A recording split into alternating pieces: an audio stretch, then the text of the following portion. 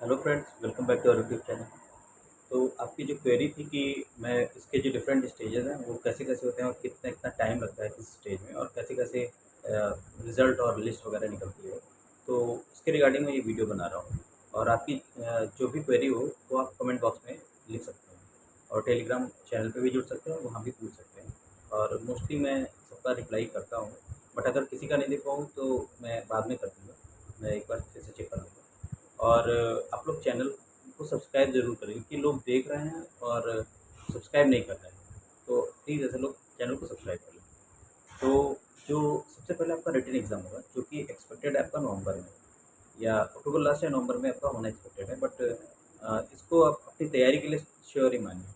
हो सकता है ना हो, लेट हो जाए, बट हो जाएगा, मतलब इसके आस-पास ही होना है। तो आपकी तैयारी अच्छी होनी चाहिए इसके लिए। तो सबसे पहले आपका रिटन होता है पहला स्टेज और इसके जो रिज़ल्ट्स होते हैं वो आएँगे लगभग 2-3 महीने बाद। रिटन के 2-3 महीने या 4 महीने आप मान के चलिए कि इसके बाद ही रिज़ल्ट आपका आएगा। रिज़ल्ट आता है उसके बाद वो लिस्ट निकलती है कि जिसमें आपको डीबीपीएसटी होता है, इसको बोलते हैं डॉक्यूमेंट वेरिफ़िकेशन और फिज़िकल स्टैंडर्ड टेस्ट, ये आपका होता है।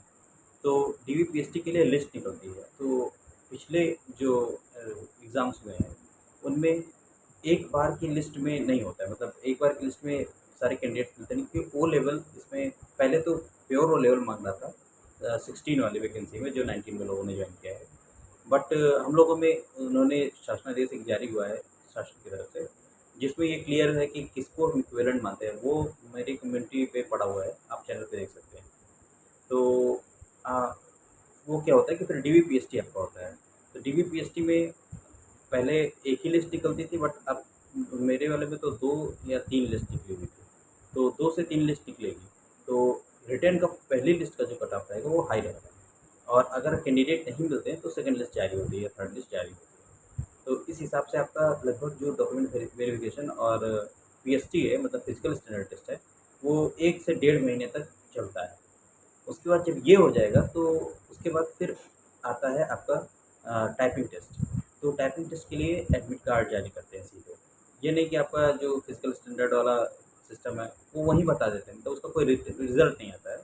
वहीं तुरंत बता देते हैं कि आप क्वालिफाइड हैं या नहीं क्वालिफाइड हैं। तो अगर क्वालिफाइड है तो फिर आप अपने नेक्स्ट स्टेज के लिए आप तैयार करिए। फिर आपका टाइपिंग टेस्ट होगा, जो कि जैसे कैंडिडेट जितने हों उस हिसाब से 1, 2 या 3 दिन में जितने भी टाइम लगे और जितने शिफ्ट लगे उसमें होता है। और टाइपिंग आपका उसमें दिया हुआ है कि हिंदी में आपको 25 वर्ड पर मिनट होना चाहिए, इंग्लिश में 30 वर्ड पर मिनट होना चाहिए और एक्यूरेसी का इन्होंने शायद कुछ मेंशन नहीं किया, तो 98% तो एग्जैक्टली मुझे याद नहीं है। तो उस हिसाब से आप देख सकते हैं। तो आप टाइपिंग टेस्ट बहुत ईज़ी होता है, उसमें बहुत ज़्यादा कोई दिक्कत नहीं है। अगर आप सीखे हुए हैं और धीरे-धीरे, अगर नहीं भी सीखे हुए हैं तो अभी से सीख सकते हैं। और टाइपिंग का हिंदी में मंगल फ़ॉन्ट पे होता है, इंग्लिश में तो सारे, मतलब सारे फ़ॉन्ट सेम ही है, तो उसमें कुछ दिक्कत होता नहीं। तो अ, अगर आप, और मंगल फ़ॉन्ट बहुत आसान है, अगर आप चाहें तो 10 से 15 दिन में फ़ॉन्ट के बारे में पूरी जानकारी ले सकते हैं, सीख सकते हैं और प्रैक्टिस करके आप उसको क्वालीफाई भी कर सकते हैं। तो इस हिसाब से आपका टाइपिंग टेस्ट होता है। फिर टाइपिंग टेस्ट होने के बाद लगभग 1 से डेढ़ महीने बाद आपका रिज़ल्ट आता है। इसका रिज़ल्ट आता है। तो जो टाइपिंग क्वालीफाई होते हैं उनको शॉर्ट हैंड के लिए बुलाया जाता है। और जैसे एएसआई या एएसआई अकाउंट्स वाले, इन इन लोगों का तो टाइपिंग टेस्ट तक ही है, उसके आगे कोई स्टेज होना नहीं है। बट फाइनल रिज़ल्ट सबका एक साथ आता है। चाहे वो एएसआई अकाउंट्स हो, चाहे एएसआई क्लर्क हो और चाहे एसआई कॉन्फिडेंशियल। तो सबके रिज़ल्ट जो फाइनल रिज़ल्ट है वो एक साथ आते हैं। तो आपका डेढ़ महीने बाद लगभग शॉर्ट हैंड होगा। तो शॉर्ट हैंड आप देंगे और शॉर्ट हैंड में क्या होता है उसका भी आप जान लीजिए कि शॉर्ट हैंड में पहले आप जाएँगे सेंटर पे, तो इधर से, मतलब सेंटर की तरफ से पूरा इंस्ट्रक्शन रहेगा कि आप पेन नहीं ले जा सकते, पेंसिल से ही लिखना होता है और वो इरेज़र नहीं यूज़ कर सकते और जिनको नहीं आता है वो स्टार्ट में ही अपने आप से बाहर हो जाए, अगर ज़रा-सा भी नहीं तो लॉन्ग हैंड में नहीं लिखना है किसी को।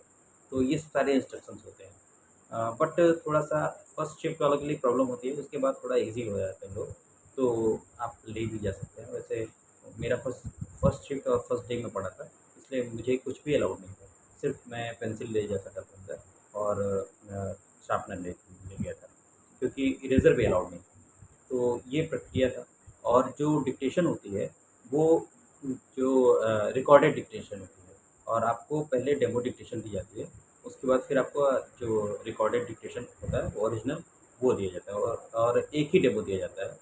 और एक डेमो के बाद आपको कंफर्म कर देना होता है कि हाँ सही है या ख़राब है। अगर ख़राब है तो फिर और मतलब चेंज करके वो रिकॉर्डेड में से दूसरे, उनके कई सारी रिकॉर्डिंग्स होती हैं, तो उनमें से आपको कोई भी दूसरी रिकॉर्डिंग चलाई जा सकती है। तो ये तरीका होता है इनका। और हाँ, और जो ये रिकॉर्डेड होता है डिक्टेशन, उसमें मैटर जो है वो बहुत ज़्यादा फ्लक्चुएट नहीं करता। आप इसके लिए घबराइए नहीं, 80 से 85 वर्ड पर मिनट के बीच में ही रहता है। मतलब इस इतना ही था, बहुत ज़्यादा हार्ड भी नहीं था, तो स्पीड भी ज़्यादा नहीं थी।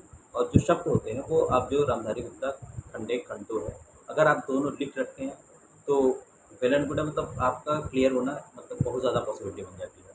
अगर दोनों खंड आपने लिख रखा है और नहीं लिखा है तो अभी आपके पास टाइम है, आप आराम से प्रैक्टिस करिए। बहुत सारे लोग ये भी पूछ रहे थे कि मैं अभी शॉर्ट हैंड नहीं जानता हूँ, तो क्या मैं तैयारी करूँ या फॉर्म डालूँ, एग्ज़ाम दूँ या ना दूँ।